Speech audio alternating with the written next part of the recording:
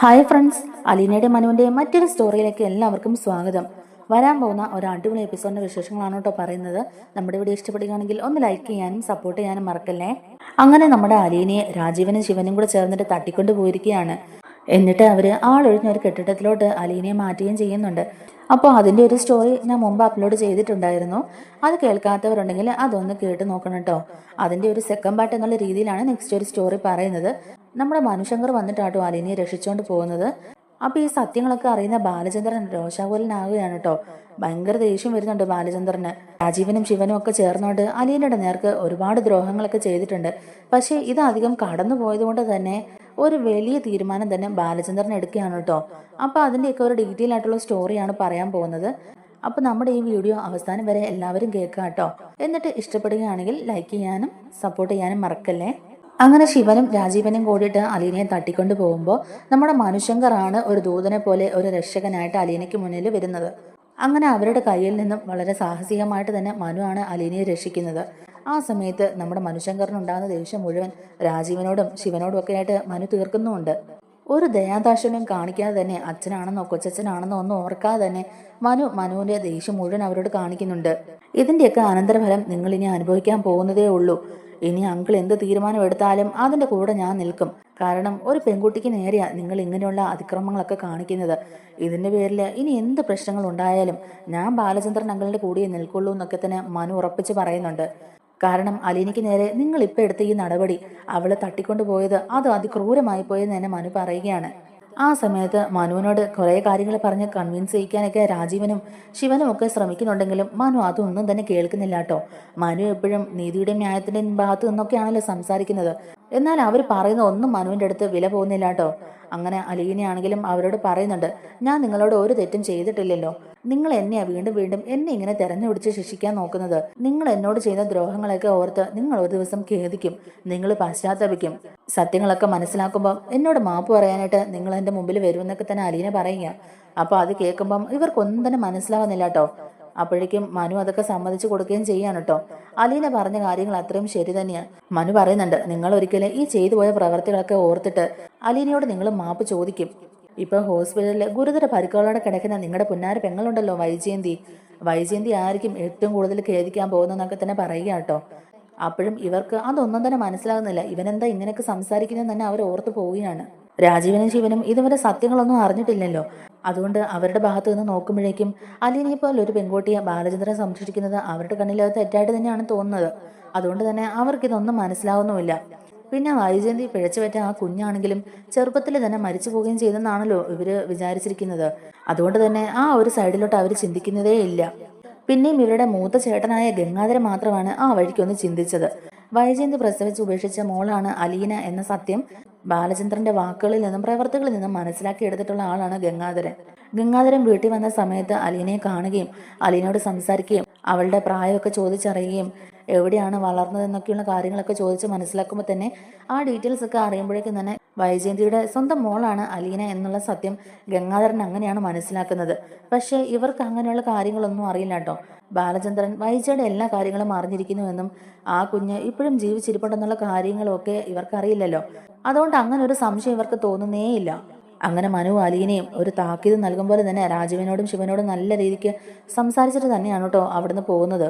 തിരിച്ച് അലീനയും കൂട്ടിയിട്ട് മനു കടപ്പാട്ടൂര് വീട്ടിലേക്ക് ചെല്ലുകയാണ്. അവിടേക്ക് ചെല്ലുന്ന സമയത്ത് നമ്മുടെ ബാലചന്ദ്രനും കൃഷ്ണമോളും ഒക്കെ കാത്തിരിക്കുകയാണ്.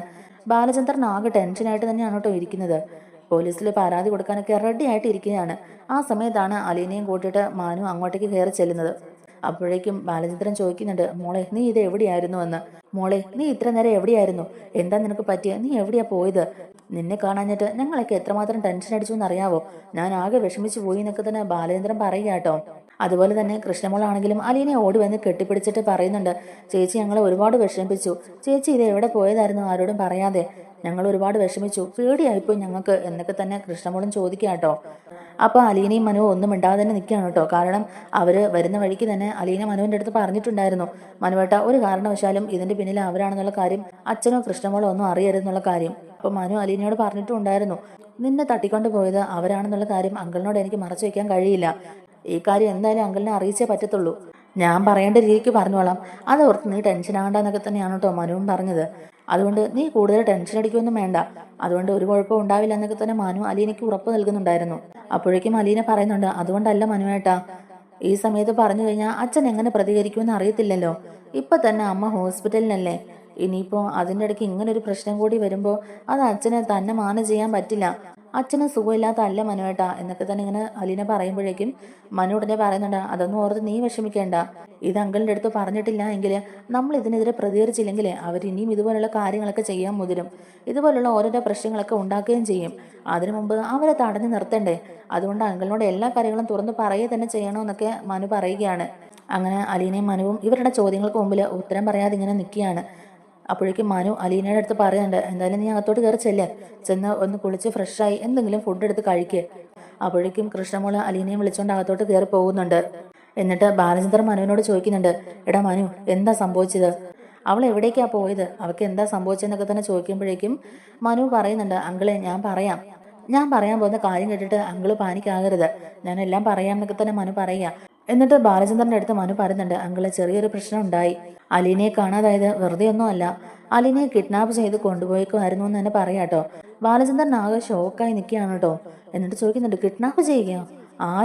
ആരാ എന്റെ മോളെ കിഡ്നാപ്പ് ചെയ്തുകൊണ്ട് പോയെന്നൊക്കെ തന്നെ ചോദിക്കാം. അത് പിന്നെ അങ്കിളെ, അത് വേറെ ആരുമല്ല, എന്റെ അച്ഛനും കൊച്ചച്ഛനും ഒക്കെ കൂടിയിട്ട് കാണിച്ചു കൂട്ടിയ പണിയാ ഇത്.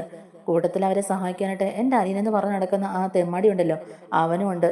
രോഹിത്തും ബബിതയും ഇവരുടെ കൂടെ നിന്നോന്നറിയില്ല, ഇവരിതെല്ലാം പ്ലാൻ ചെയ്ത് തന്നെ ഈ കിഡ്നാപ്പ് നടത്തിയെന്നൊക്കെ തന്നെ പറയുമ്പോഴേക്കും ബാലചന്ദ്രൻ ആകെ ഷോക്കായിട്ട് തന്നെ ചോദിക്കുന്നുണ്ട്, അല്ല മനു, ഇതൊക്കെ നീ എങ്ങനെയാ അറിഞ്ഞേ?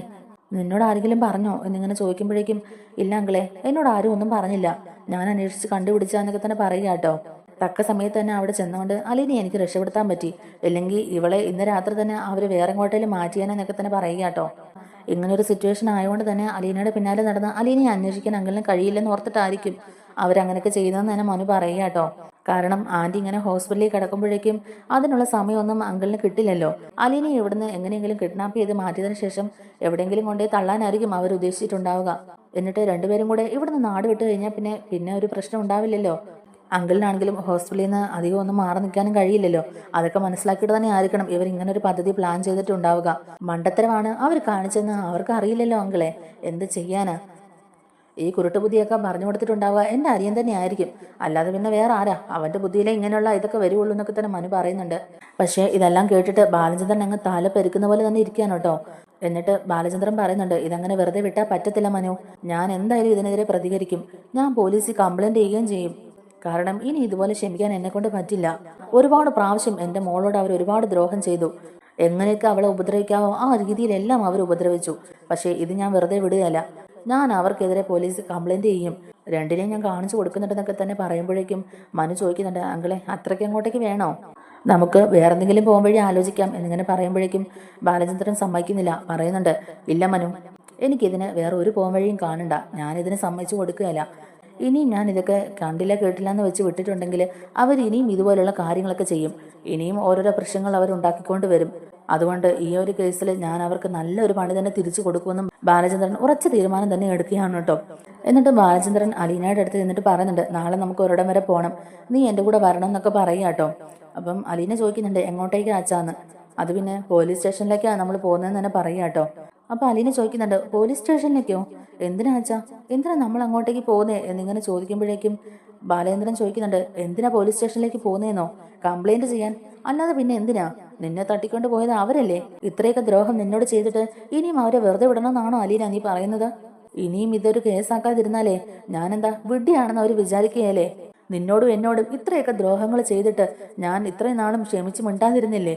ഇനിയും ഇതങ്ങനെ ക്ഷമിച്ച് മുന്നോട്ട് പോകാൻ എനിക്ക് പറ്റില്ല അലീന, ഞാൻ എന്തായാലും അവർക്കെതിരെ കേസ് കൊടുക്കാൻ തീരുമാനിച്ചു, നാളെ നീ എൻ്റെ കൂടെ വന്നേ പറ്റുള്ളൂ എന്നിങ്ങനെ പറയുമ്പോഴേക്കും അലീന പറയുന്നുണ്ട്, അയ്യോ വേണ്ട അച്ഛാ, ഞാൻ ആരാന്നും എന്താണെന്നും അവർക്ക് അറിയില്ലല്ലോ, അതുകൊണ്ടല്ലേ അവരെന്നോട് ഇങ്ങനെയൊക്കെ ചെയ്യുന്നത്. ഇനി ഇങ്ങനെയുള്ള പ്രശ്നങ്ങളൊന്നും ഉണ്ടാവാതെ നോക്കാം. ഇപ്പൊ എന്തായാലും പോലീസും വഴക്കൊന്നും വേണ്ട അച്ഛാ, നമ്മൾ കംപ്ലൈന്റ് കൊടുത്താൽ അവർക്ക് നമ്മളോട് ഇനിയും ദേഷ്യം കൂടത്തേ ഉള്ളൂ. അപ്പോഴേക്കും ബാലചന്ദ്ര ദേഷ്യത്തോട് തന്നെ അലീനയോട് പറയുന്നുണ്ട്, ഇല്ല അലീന, ഇനി നീ കൂടുതലൊന്നും സംസാരിക്കണ്ട, ഞാൻ പറയുന്നത് കേട്ടാൽ മാത്രം മതി. നിന്നെ എൻ്റെ മോളായിട്ടാണ് ഞാൻ കണ്ടേക്കുന്നത്, എൻ്റെ മോളോട് ഇങ്ങനെയുള്ള ക്രൂരതകളൊക്കെ ചെയ്യുന്നവരെ ഞാൻ പിന്നെ വെറുതെ വിടണമെന്നാണോ നീ പറയുന്നതെന്നൊക്കെ തന്നെ ചോദിക്കാം കേട്ടോ. അപ്പം മനുവും ഒന്ന് അനുനയിപ്പിക്കാനൊക്കെ നോക്കുന്നുണ്ട് കേട്ടോ ബാലചന്ദ്രനെ. പക്ഷേ കൂടുതലൊന്നും സംസാരിക്കാൻ പറ്റത്തില്ല കേട്ടോ. കാരണം ബാലേന്ദ്രൻ നല്ല ദേഷ്യത്തിലാണല്ലോ. അലീനയോട് അവർ ഇതുവരെ ചെയ്തിട്ടുള്ളതൊക്കെ നോക്കുമ്പം ഏറ്റവും വലിയ ദ്രോഹം തന്നെയാണ് ചെയ്തിരിക്കുന്നത്. എന്നാലും കുടുംബത്തിനകത്ത് തന്നെയുള്ള പ്രശ്നങ്ങളാണല്ലോ, അത് വലിയൊരു മാനക്കേട് തന്നെ ആകും എന്നൊക്കെ അറിയാവുന്നതുകൊണ്ടൊക്കെ തന്നെ മനു ഇടയ്ക്കൊന്ന് സംസാരിക്കാനൊക്കെ നോക്കുന്നുണ്ട് ബാലചന്ദ്രനോട്. അപ്പോൾ ബാലചന്ദ്രൻ രണ്ടും കൽപ്പിച്ച ഒരു മട്ടിൽ തന്നെയാണ് കേട്ടോ. ബാലചന്ദ്രൻ മനുവിനോട് പറയുന്നുണ്ട്, ഇല്ല മനു, ഇനി എന്നെ പിന്തിരിപ്പിക്കാൻ നോക്കണ്ട. ഞാൻ അവരോട് ഇനിയും പ്രതികരിക്കാതിരുന്നാലേ ഞാൻ വെറും വിഡ്ഢിയാണെന്ന് അവർ കരുതും. എന്റെ തീരുമാനത്തിൽ നിന്ന് ഞാൻ ഒരു ഇഞ്ച് പോലും പുറകോട്ട് പോകാൻ തീരുമാനിച്ചിട്ടില്ല. ഇനിയും അങ്ങോട്ടേക്ക് ഇതിലും വലിയ പ്രശ്നങ്ങളൊക്കെ ഉണ്ടാക്കാനായിട്ട് അവർ നോക്കും. ആ സമയത്ത് അവരുടെ മുമ്പിൽ പിടിച്ചു നിൽക്കാനുള്ള ശക്തി എനിക്കില്ലാതായാലോ. അതുകൊണ്ട് ഇതിന് ഞാൻ പിന്തിരിയുന്ന പ്രശ്നമില്ല എന്ന് തന്നെ പറയുക കേട്ടോ ബാലചന്ദ്രൻ. നാളെ എന്തായാലും പോലീസ് സ്റ്റേഷനിൽ പോയി കംപ്ലൈന്റ് ചെയ്യുക തന്നെ വേണം. നീ നിർബന്ധമായിട്ടും എൻ്റെ കൂടെ വന്നേ പറ്റുള്ളൂ. നീ എന്നെ ഒരു അച്ഛനായിട്ട് കണ്ടിട്ടുണ്ടെങ്കിൽ ഞാൻ പറയുന്ന അനുസരിക്കണമെന്നൊക്കെ തന്നെ അലീനയോട് പറയുക കേട്ടോ. കാരണം ഞാൻ എനിക്ക് വേണ്ടിയിട്ടല്ല ഇതൊക്കെ ചെയ്ത് കൂട്ടുന്നത്, നിനക്കറിയാമല്ലോ അലീന എന്ന് തന്നെ അലീനയോട് ചോദിക്കാൻ കേട്ടോ. അപ്പോൾ അലീനയ്ക്ക് ഭയങ്കര വിഷമമായിട്ട് അലീന ഒന്നും മിണ്ടാതെ നിൽക്കുകയാണ് കേട്ടോ. അപ്പോൾ എല്ലാം പറഞ്ഞ പോലെ തന്നെ നാളെ നമ്മൾ ഒരുമിച്ച് സ്റ്റേഷനിൽ പോയി അവർക്കെതിരെ പരാതി കൊടുക്കുന്നു, എന്നിട്ടേ ഉള്ളൂ ബാക്കി കാര്യം എന്നൊക്കെ പറഞ്ഞിട്ട് തന്നെ ബാലചന്ദ്രൻ റൂമിലോട്ട് കയറി പോകുന്നുണ്ട്. ആ സമയത്ത് അലീനയും കൃഷ്ണമോളും കൂടെ ഇങ്ങനെ വിഷമിച്ച് നിൽക്കുമ്പോഴേക്കും മനു പറയുന്നുണ്ട്, സാരമില്ല, ഇനിയിപ്പോൾ എന്തായാലും വരുന്നിടത്ത് വെച്ച് കാണാം. എന്തായാലും ഇതിന്റെ പിന്നിൽ അച്ഛനും കൊച്ചച്ഛനും ഒക്കെ ആണല്ലോ, അവർക്കൊരു തിരിച്ചടി കിട്ടേണ്ടതും അത്യാവശ്യമാണ്. പക്ഷേ അങ്കിള് പെട്ടെന്ന് പോലീസ് കേസൊക്കെ ആയിട്ട് മുന്നോട്ട് പോകുമെന്ന് ഞാൻ പ്രതീക്ഷിച്ചില്ല എന്നൊക്കെ തന്നെ പറയുക കേട്ടോ. അപ്പോൾ അലീന പറയുന്നുണ്ട്, മനുവേട്ടാ എനിക്ക് ആകെ പേടിയാവുന്നു, ഇനിയിപ്പോൾ എന്തൊക്കെ സംഭവിക്കും എന്നൊക്കെ ഓർത്തിട്ട് എനിക്ക് ആകെ ടെൻഷൻ ആവുക, ഒരു സമാധാനം ഇല്ലല്ലോ എന്നൊക്കെ തന്നെ പറയുമ്പോഴേക്കും മനു അലീനയെ സമാധാനിപ്പിച്ചുകൊണ്ട് തന്നെ പറയുന്നുണ്ട്, അതൊന്നും ഓർത്തിന് നീ ടെൻഷൻ അടിക്കാൻ നിൽക്കേണ്ട അലീന. എന്തായാലും അവരുടെ അടുത്തൊന്നും നിനക്ക് രക്ഷപ്പെടാൻ പറ്റിയല്ലോ, അവർ നിന്നെ ദേഹോപദ്രവം ഒന്നും ചെയ്തില്ലല്ലോ അല്ലേ എന്നിങ്ങനെ ചോദിക്കുമ്പോഴേക്കും, ഇല്ല മനുവേട്ട, എന്നെ അവരങ്ങനെ ഉപദ്രവിച്ചിട്ടൊന്നുമില്ല. എന്നെ ഇവിടുന്ന് എങ്ങനെയെങ്കിലും നാട് കടത്താനാണ് അവർ നോക്കിയത്. പക്ഷേ ഒരാൾ മാത്രം എന്നെ ദ്രോഹിച്ചു, എന്നെ തല്ലി എന്നൊക്കെ തന്നെ പറയുമ്പോഴേക്കും, അതാരാന്ന് മനു ചോദിക്കുമ്പോഴേക്കും അലീന പറയുന്നുണ്ട്, അത് പിന്നെ വേറെ ആരുമല്ല, ഹരിയാണെന്നൊക്കെ തന്നെ പറയുക കേട്ടോ അലീന. അന്നെല്ലാവരും കൂടെ എന്നെ ഇവിടുന്ന് ബലമായിട്ട് പിടിച്ചിറക്കി റോഡിലോട്ട് തള്ളിയപ്പോഴേ ഞാൻ അവൻ്റെ ചികിട്ടത്തോരണം പൊട്ടിച്ചായിരുന്നല്ലോ, അതിന് അവൻ പകരം വീട്ടിയത് എന്നോട്. അപ്പം മനു പറയുന്നുണ്ട്, അതൊന്നും ഓർത്ത് നീ വിഷമിക്കണ്ട, അവനിട്ടുള്ളത് ഞാൻ കൊടുത്തോളാം. അവനെ കുറച്ചും കൂടെ മര്യാദ പഠിപ്പിക്കണമെന്ന് അന്ന് ഞാൻ ഓർത്താ. എന്തായാലും ഇപ്പം അവനായിട്ട് തന്നെ ഒരു അവസരം ഉണ്ടാക്കിയില്ലേ, അവൻ്റെ കാര്യം ഞാൻ നോക്കിക്കോളാം. നീ എന്തായാലും ഇതൊന്നും ഓർത്ത് വിഷമിക്കണ്ട, എന്തിനും ഏതിനും ഞാനുണ്ടാകും നിന്റെ കൂടെ, ഒരിക്കലും ഞാൻ തന്നെ വിട്ട് കളയില്ല എന്നൊക്കെ തന്നെ മനു വാക്ക് കൊടുക്കുകയാണ് കേട്ടോ അലീനയ്ക്ക്. ആ സമയത്ത് കൃഷ്ണമോൾ അവിടെ ഉണ്ടെങ്കിലും ചേർത്ത് പിടിച്ചുകൊണ്ട് തന്നെ പറയുന്നുണ്ട്, നീ ടെൻഷൻ അടിക്കേണ്ട, ഇതോർത്ത് നീ സങ്കടപ്പെടുകയൊന്നും വേണ്ട, ഫുഡൊക്കെ കഴിച്ചിട്ട് ഒന്ന് റെസ്റ്റ് എടുക്കുക, എന്തൊക്കെ സംഭവിച്ചെന്ന് പറഞ്ഞാലും ഞാൻ നിന്നെ കൈവിടൂല എന്നൊക്കെ തന്നെ മനു പറയുകയാണ്. അത് കാണുമ്പോൾ കൃഷ്ണയ്ക്ക് ഒരുപാട് സന്തോഷമാവുകയാണ് കേട്ടോ ചെയ്യുന്നത്. അലീന ചേച്ചിയെ മനുവായിട്ട് നന്നായിട്ട് കെയർ ചെയ്യുന്ന കാണുമ്പോഴേക്കും കൃഷ്ണമോൾക്ക് അതൊരുപാട് സന്തോഷമാകുന്നുണ്ട്. അങ്ങനെ മനു അലീനയോടും കൃഷ്ണയോടും യാത്ര പറഞ്ഞിട്ട് അവിടെ നിന്ന് ഇറങ്ങി പോവുകയാണ് കേട്ടോ. അങ്ങനെ ഇവർ രണ്ടുപേരും കൂടി കിടക്കാനായിട്ട് പോവുകയാണ്.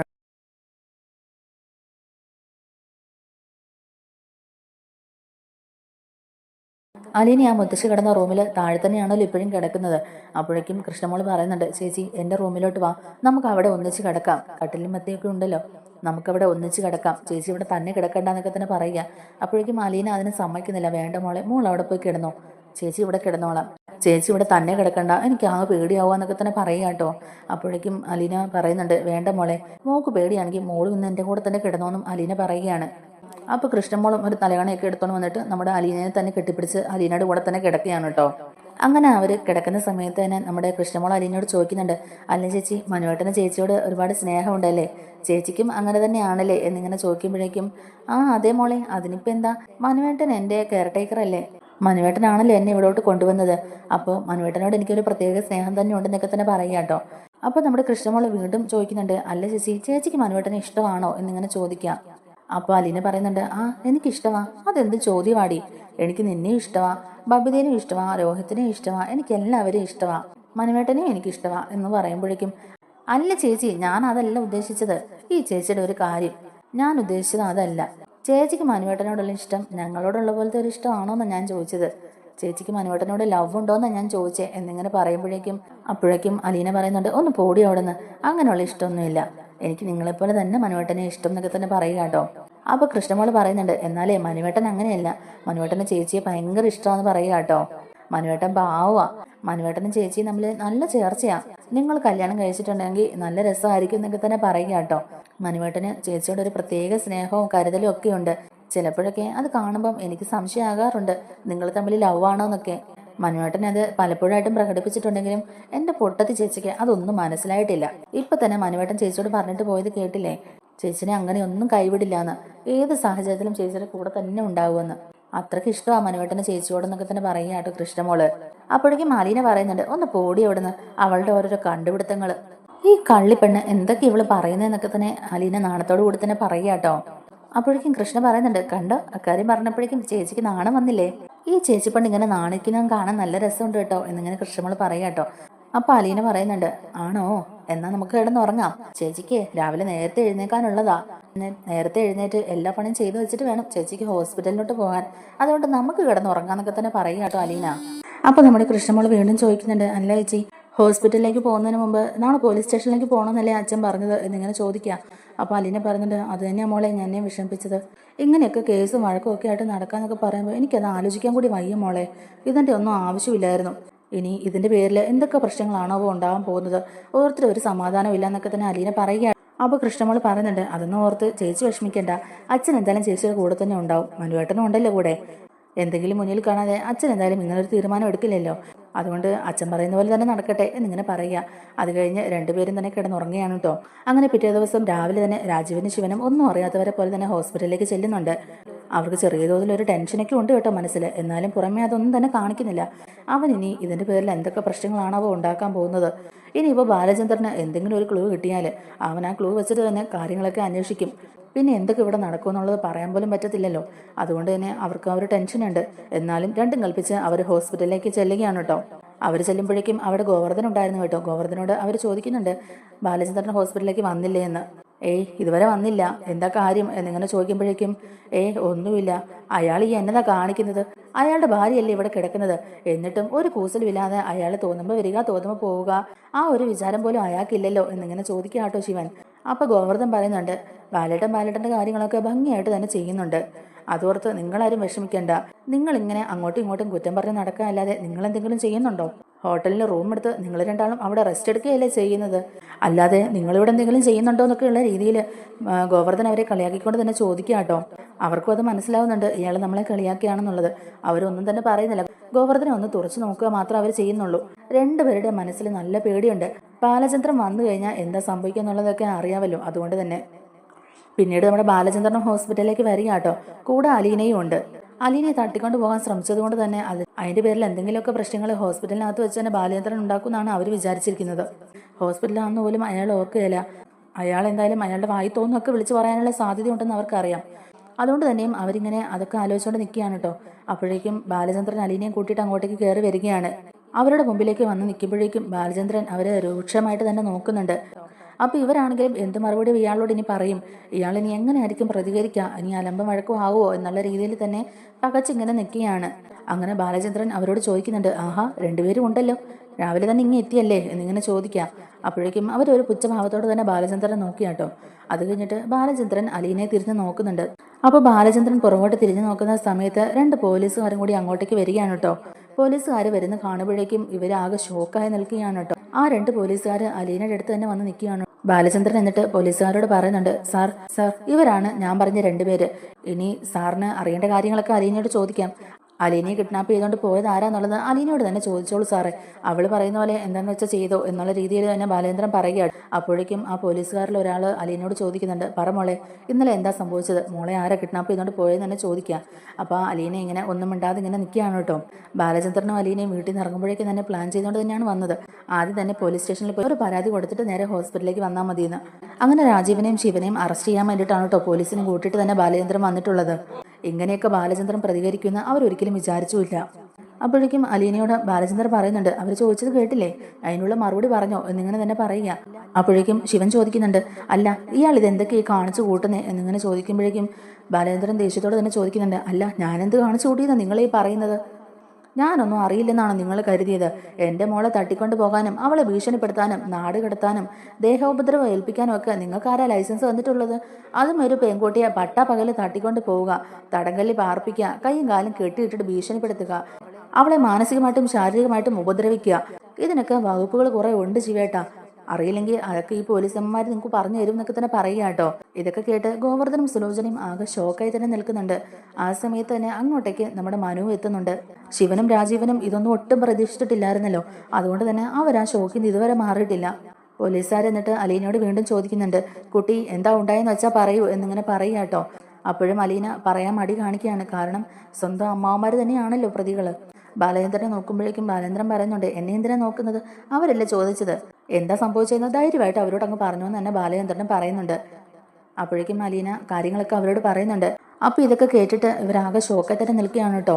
രാജീവ് നേരത്തെ പറഞ്ഞിട്ടുണ്ടായിരുന്നു പോലീസ് കേസ് എന്തെങ്കിലും ആകുവാണെങ്കിൽ ശിവേട്ടൻ ഇതെല്ലാം നോക്കിക്കോണമെന്ന്. എന്നാലും ഇത്ര പെട്ടെന്ന് ഇതൊരു പോലീസ് കേസ് ആകുമെന്നൊന്നും അവർ വിചാരിച്ചിട്ടുണ്ടായിരുന്നില്ല. ഇങ്ങനൊരു കാര്യം ചെയ്തുകൊണ്ട് തന്നെ അത് അവർക്ക് കൂടുതൽ മാനക്കേടാണ് ഉണ്ടാക്കിയിട്ടുള്ളത്. അലീന ഇതെല്ലാം പറഞ്ഞതിന് ശേഷം ബാലചന്ദ്രൻ പറയുന്നുണ്ട്, കേട്ടല്ലോ സാർ, ഇത്രയൊക്കെ കാര്യങ്ങൾ ചെയ്യാൻ മാത്രം ഇവർക്ക് ആരാണ് അധികാരം കൊടുത്തിട്ടുള്ളത്? പട്ടാപകലൊരു പെൺകുട്ടിയെ തട്ടിക്കൊണ്ടുപോയി പീഡിപ്പിക്കാൻ ശ്രമിക്കുക, ഇതിലും വലിയൊരു തെളിവ് ഇനി വേണോ സാറേ? തട്ടിക്കൊണ്ട് പോകാൻ ശ്രമിച്ച പെൺകുട്ടി തന്നെയല്ലേ ഇപ്പൊ കംപ്ലൈന്റ് തന്നിരിക്കുന്നത് എന്നിങ്ങനെ ചോദിക്കാം കേട്ടോ. അപ്പൊ രാജീവൻ ബാലേന്ദ്ര, നീ എന്താ പറയുന്നതെന്ന്? ഞങ്ങൾ അലീനയെ പീഡിപ്പിക്കാൻ ശ്രമിച്ചെന്നോ? വെറുതെ അനാവശ്യമായ കാര്യങ്ങൾ ഉണ്ടാക്കി പറയരുത് കേട്ടോ. അങ്ങനൊന്നും സംഭവിച്ചിട്ടില്ല എന്നൊക്കെ തന്നെ രാജീവൻ പറയുന്നുണ്ട്. അപ്പോഴേക്കും ബാലേന്ദ്രൻ ചോദിക്കുന്നുണ്ട്, പിന്നെന്തിനാ നിങ്ങൾ ഇവിടെ തട്ടിക്കൊണ്ട് പോയത്? ഒരു പെൺകുട്ടിയെ തട്ടിക്കൊണ്ട് പോയാൽ അത് സ്ത്രീപഠനം തന്നെയാ രാജീവ. അല്ലാതെ നിങ്ങൾ പിന്നെ എന്തിനാ ഈ പെൺകുട്ടിയെ തട്ടിക്കൊണ്ട് പോയെന്നുള്ള കാര്യം പറ എന്നൊക്കെ തന്നെ പറയുക കേട്ടോ. അപ്പോൾ പോലീസുകാരും പറയുന്നുണ്ട്, അതെ, അത് സ്ത്രീപഠനം തന്നെയാണ്, ആ വകുപ്പിലാണ് കേസെടുക്കാൻ പറ്റുന്നത്. നിങ്ങളൊരു പെൺകുട്ടിയെ പട്ടാപകല് തട്ടിക്കൊണ്ട് പോവുകയും അവളെ ആളൊഴിഞ്ഞ ഒരു കെട്ടിടത്തിൽ കൊണ്ടുപോയിട്ട് മർദ്ദിക്കുകയൊക്കെ ചെയ്തില്ലേ? ഇത് കേസ് വേറെ വഴിക്ക് തന്നെ പോകും. രണ്ടാളും കുറച്ചുനാൾ അകത്ത് പോയി കിടക്കേണ്ടി വരും. നിങ്ങളൊക്കെ പുറത്തുള്ള രാജ്യങ്ങളിൽ പോയി ജോലി ചെയ്യുന്നവരല്ലേ? ഇങ്ങനെയുള്ള കേസിലൊക്കെ അകപ്പെട്ടാൽ നിങ്ങൾക്ക് ഇനി പുറത്തു പോകാൻ പറ്റത്തില്ലെന്നുള്ളത് നിങ്ങൾക്ക് അറിയാവുന്ന കാര്യം തന്നെയല്ലേ? പിന്നെയും നിങ്ങൾ എന്തിനാ ഇതൊക്കെ ചെയ്തതെന്നൊക്കെ തന്നെ ചോദിക്കുകയാണ് കേട്ടോ. അപ്പോഴേക്കും അവർ രാജീവനും ശിവനും കൂടിയിട്ട് പറയുന്നുണ്ട്, ബാലേന്ദ്ര, ഞങ്ങളോട് ക്ഷമിക്കും ബാലേന്ദ്ര, ഞങ്ങൾക്കൊരു തെറ്റ് പറ്റിപ്പോയി. അവളെ അങ്ങനെ ഉപദ്രവിക്കണമെന്ന് വിചാരിച്ചിട്ടല്ല ഞങ്ങൾ അങ്ങനെ ഒരു കാര്യം ചെയ്തത്. ഇവളെ എങ്ങനെയെങ്കിലും നാട് കടത്തണമെന്ന് മാത്രമേ ഞങ്ങൾ ഉദ്ദേശിച്ചിട്ടുള്ളൂ. ദേഹോപദ്രവം ഒന്നും ഞങ്ങളെ ഏൽപ്പിച്ചിട്ടില്ല. നല്ല രീതിക്ക് ജീവിച്ചു പൊക്കോണ്ടിരുന്ന ഒരു കുടുംബം പെട്ടെന്ന് ഒരു ദിവസം ഇവളെ പോലെ ഒരുത്തി കാരണം താറുമാറായല്ലോ എന്ന് ഓർത്തിട്ടാണ് ഞങ്ങൾ ഇങ്ങനെ ഒരു കാര്യം ചെയ്തത്. അകത്ത് കിടക്കുന്നത് ഞങ്ങളുടെ പെങ്ങൾ തന്നെയല്ലേ. അലീന ഈ വീട്ടിലോട്ട് കയറി വന്നപ്പോൾ ഉണ്ടായ പ്രശ്നങ്ങൾ അലീന പോയാൽ മാറുമെന്നാണ് ഞങ്ങൾ ഓർത്തത്. അലീന നിങ്ങളുടെ വീട്ടിലോട്ട് കയറി വന്നപ്പോൾ മുതലാണല്ലോ ഈ പ്രശ്നങ്ങളൊക്കെ ഉണ്ടായത്. അതുകൊണ്ട് അവളെ എങ്ങോട്ടെങ്കിലും നാട് കടത്തുകയാണെങ്കിൽ പിന്നെ ഈ പ്രശ്നങ്ങളൊന്നും ഉണ്ടാവില്ലല്ലോ എന്നൊക്കെ ഓർത്തിട്ട് മാത്രം ഞങ്ങൾ ചെയ്തത്. അല്ലാതെ വേറെ ഒരു ദുരുദ്ദേശവും ഞങ്ങൾക്ക് ഇല്ലായിരുന്നു എന്നൊക്കെ തന്നെ അവർ പറയുന്നുണ്ട് കേട്ടോ. അപ്പോഴും അതൊന്നും കേൾക്കാനോ വകവയ്ക്കാനോ ഒന്നും ബാലചന്ദ്രൻ കൂട്ടാക്കുന്നില്ല. ബാലചന്ദ്രൻ പറയുന്നുണ്ട്, സാർ, ഞങ്ങൾക്ക് വേറെ ഒന്നും പറയാനില്ല. ഞങ്ങൾ എന്തായാലും ലീഗലായിട്ട് പരാതി വന്നിട്ടുണ്ട്, അതിന് നടപടി എടുക്കണമെന്നൊക്കെ തന്നെ കേട്ടോ ബാലചന്ദ്രനും പറയുന്നത്. അങ്ങനെ ആ പോലീസുകാർ രാജീവനും ശിവനും അറസ്റ്റ് ചെയ്ത് പോലീസ് സ്റ്റേഷനിലേക്ക് കൊണ്ടുപോകാൻ നിൽക്കുന്ന സമയത്താണ് ഗംഗേട്ടൻ അങ്ങോട്ടേക്ക് വരുന്നത്. ഗംഗേട്ടനെ കണ്ട പാട് തന്നെ രാജീവും ശിവനും കൂടെ അടുത്തോട്ട് ചെന്നിട്ട് പറയുന്നുണ്ട്, ഗംഗേട്ട നോക്കിക്കേ, ആ പിഴച്ചവളെ കൊണ്ട് ഞങ്ങൾക്കെതിരെ ഒരു പരാതിയും കൊടുത്ത് ഞങ്ങളെ അറസ്റ്റ് ചെയ്യിപ്പിക്കാനായി ബാലേന്ദ്രൻ നോക്കിയത്. ഇവിടെ നടന്നിട്ടുള്ള കാര്യങ്ങളൊന്നും അറിഞ്ഞിട്ടില്ല എന്നുള്ള മട്ടിൽ തന്നെ ഗംഗേട്ടനോട് എല്ലാ കാര്യങ്ങളും അവർ പറയുന്നൊക്കെ ഉണ്ട് കേട്ടോ. ബാലചന്ദ്രനെയും അലീനയും കുറ്റപ്പെടുത്തിയും വൈജയുടെ അവസ്ഥയിൽ സങ്കടം പ്രകടിപ്പിച്ചും അതുകൊണ്ടാണ് ഞങ്ങൾ ഇങ്ങനെയുള്ള തെറ്റുകളൊക്കെ ചെയ്തെന്നുള്ള രീതിയിൽ തന്നെ അവർ ഗംഗേട്ടനോട് എല്ലാ കാര്യങ്ങളും ബോധ്യപ്പെടുത്താൻ ശ്രമിക്കുകയാണ്. ആ സമയത്ത് ബാലചന്ദ്രൻ്റെയും അലീനയുടെയും ഭാഗത്ത് ഒരു തെറ്റും ഇല്ലെന്നുള്ള കാര്യങ്ങളൊക്കെ നമ്മുടെ ഗംഗേട്ടന് മനസ്സിലാവുന്നുണ്ട്.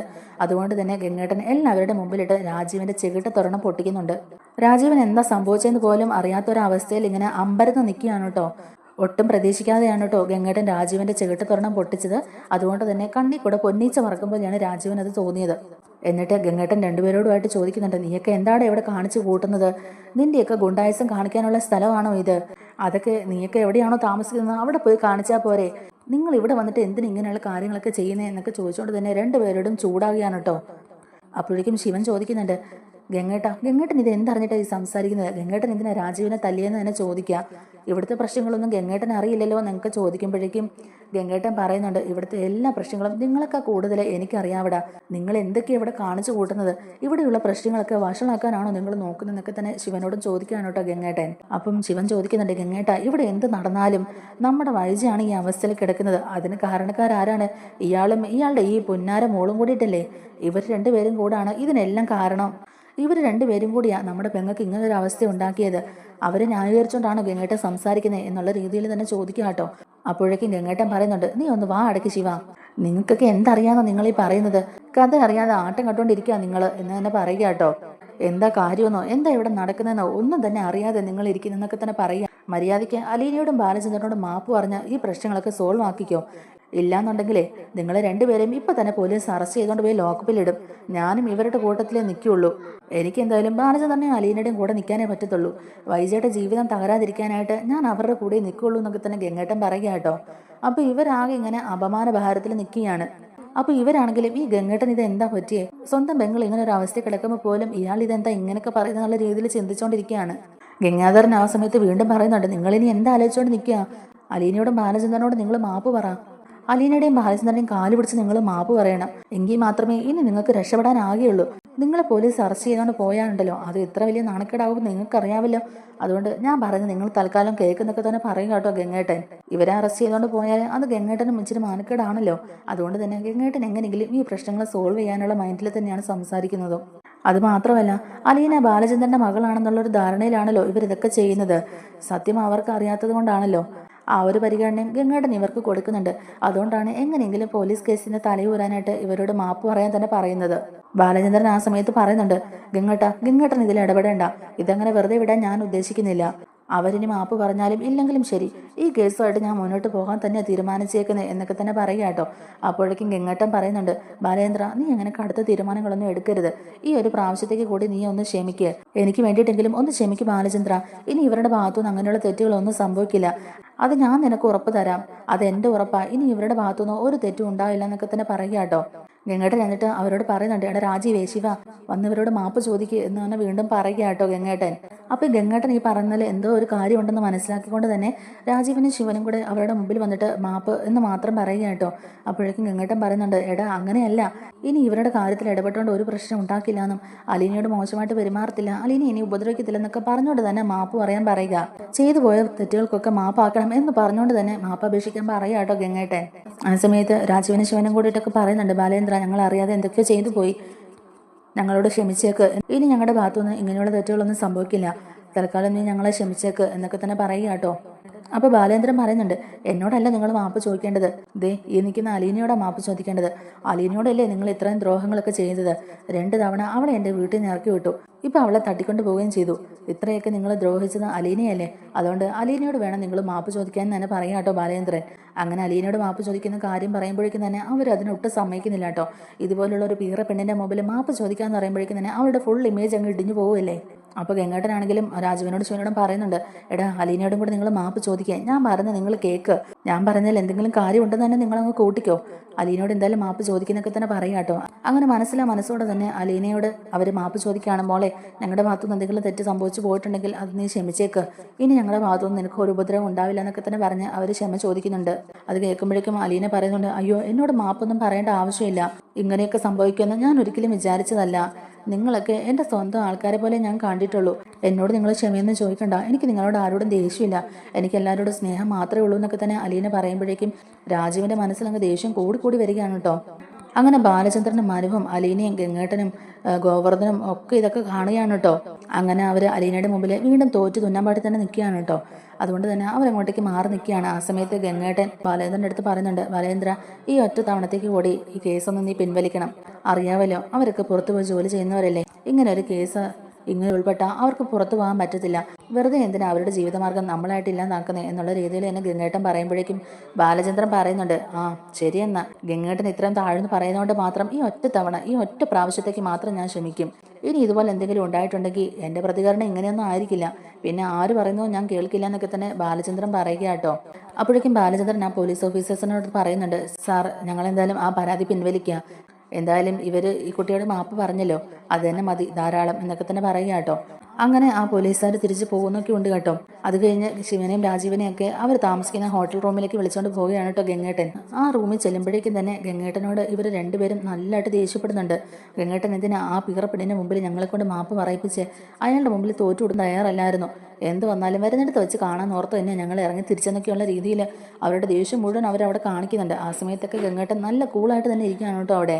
എന്നിട്ട് രാജീവനോട് പറയുന്നുണ്ട്, നിന്നെയൊന്നും ഞാൻ ഇതുവരെ തല്ലിയിട്ട് പോലുമില്ല. ആദ്യമായിട്ടാണ് നീ എൻ്റെ തല്ലി മേടിക്കുന്നത്. എന്നാൽ അതിലെനിക്കൊരു കുറ്റബോധമൊന്നുമില്ല. നിന്റെ അറിവില്ലായ്മ കൊണ്ടാണല്ലോ നീ ഇങ്ങനെ ഒരു തെറ്റ് ചെയ്തെന്നുള്ളൊരു സഹതാപം മാത്രമേ ഉള്ളൂ എനിക്ക് നിന്നോട്. എന്നിട്ട് ശിവനോടായിട്ട് പറയുന്നുണ്ട്, നിങ്ങൾ കരുതുന്ന പോലെ ഒന്നുമല്ല കാര്യങ്ങൾ. ബാലചന്ദ്രൻ ഇങ്ങനെയൊക്കെ കാണിച്ചു കൂട്ടുന്നത് അയാൾ വൈജയുടെ എല്ലാ ചരിത്രങ്ങളും അറിഞ്ഞതുകൊണ്ട് മാത്രമാണ്. അപ്പോഴേക്കും ശിവൻ പറയുന്നുണ്ട്, ആ അത് ഞങ്ങൾക്ക് മനസ്സിലായായിരുന്നു ഗംഗേട്ടാ. അയാൾ ഇടയ്ക്കിടയ്ക്ക് ആഗ്രയിലെ കാര്യങ്ങളൊക്കെ എടുത്തിടുന്നുണ്ടായിരുന്നു. അപ്പോൾ അയാൾ ചെയ്തതിനെ ന്യായീകരിക്കാൻ പറ്റുമോ ഗംഗേട്ടാ എന്നിങ്ങനെ രാജീവൻ ചോദിക്കുക കേട്ടോ. അയാൾക്കും അവിഹിതത്തിൽ ജനിച്ച ഒരു കുട്ടിയല്ലേ അലീന എന്നിങ്ങനെ തന്നെ ചോദിക്കുക കേട്ടോ. അല്ല നിങ്ങൾ എന്തറിഞ്ഞിട്ടായി സംസാരിക്കുന്നതെന്നൊക്കെയുള്ള രീതിയിൽ ഗംഗേട്ടൻ ചോദിക്കുന്നുണ്ട്. ബാലചന്ദ്രനെ നിങ്ങൾക്ക് അറിയാഞ്ഞിട്ടാണോ അയാൾ ഇങ്ങനെ ഒരു പ്രവൃത്തി ചെയ്യുമെന്ന് നിങ്ങൾക്ക് തോന്നുന്നുണ്ടോ? അപ്പൊ രാജീവൻ ചോദിക്കുന്നുണ്ട്, പിന്നെ അയാൾക്ക് എങ്ങനെ ഗംഗേട്ട ഒരു മകളുണ്ടായത്? അലീന അയാളുടെ സ്വന്തം മകളാണെന്നല്ലേ അയാൾ എല്ലാവരുടെ മുമ്പിൽ വെളിപ്പെടുത്തിയത്. എല്ലാം അയാൾ പറയുകയും ചെയ്തു. അപ്പൊ പിന്നെ എങ്ങനെയാ എന്നിങ്ങനെ ചോദിക്കുമ്പോഴേക്കും ഗംഗേട്ടൻ പറയുന്നുണ്ട്, എന്നാൽ അതല്ല സത്യം. അയാൾക്ക് അങ്ങനെ ഒരു മകളില്ല. അലീന ബാലചന്ദ്രന്റെ മകളല്ല. ഈ അലീന ആരാന്നാ നിങ്ങളൊക്കെ വിചാരിച്ചേക്കുന്നത്? ഈ വൈജയന്തി 23 വർഷം മുമ്പ് പ്രസവിച്ച് ഉപേക്ഷിച്ച മകളാണ് അലീന എന്ന് സത്യം പറയുമ്പോഴേക്കും ആകെ ഞെട്ടിത്തെറിച്ച് നിൽക്കുകയാണ് കേട്ടോ രാജീവനും ശിവനും. അത് അവർക്ക് ഒട്ടും തന്നെ അംഗീകരിക്കാനോ വിശ്വസിക്കാനോ കഴിയുന്നില്ല കേട്ടോ. അവര് എന്താ ഗംഗാട്ടാ ഈ പറയുന്നത് എന്നുള്ള രീതിയിൽ തന്നെ ചോദിക്കുമ്പോഴേക്കും, അതേടാ ഞാൻ പറഞ്ഞത് സത്യം തന്നെയാണ്. വൈജയന്തിയോടും നമ്മളോടും പകരം വീട്ടാൻ തന്നെയാ അയാൾ അലീനയെ ആ വീട്ടിൽ കൊണ്ടുപോയി താമസിപ്പിച്ചേക്കുന്നത്. എനിക്കറിയാം, അലീന വൈജയുടെ സ്വന്തം മോള് തന്നെയാ. അലീനയെ സ്വന്തം മോളെ പോലെ ഏറ്റെടുക്കുക അയാൾ ചെയ്തത്. അലീന നമ്മുടെ വൈജ പ്രസവിച്ച മകള് തന്നെയാണ് എന്ന് പറയുക കേട്ടോ. ആകെ ഒരു കുറ്റബോധത്തിൽ തന്നെ രാജീവനും ശിവനും ഒന്നും മിണ്ടാതെ തന്നെ ഇങ്ങനെ നിൽക്കുകയാണ് കേട്ടോ. നമ്മുടെ ഇവിടെ